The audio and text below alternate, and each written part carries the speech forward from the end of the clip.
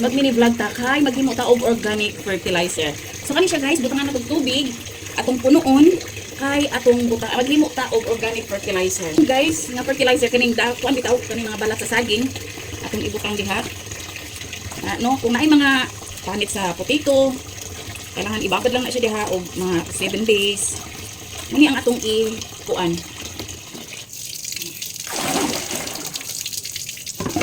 Muni ang ato ang ibabad para may mo siyang organic fertilizer. Dili lang siya guys ha, natay lain ani kalamunggay.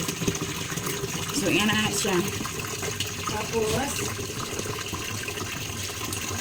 kani kalamunggay di ara. Ato po siyang ibabad diha. Ay, anak-anak siya guys.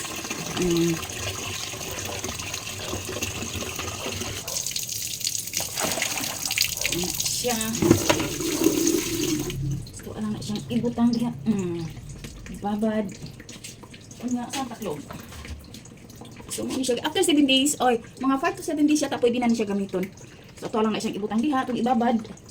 Para, after 7 days, or 5 to 7 days, pwede na siya natong gamiton na pang kuan. Pambili. Organic na siya guys. Ano siya itawag na organic. O, diba?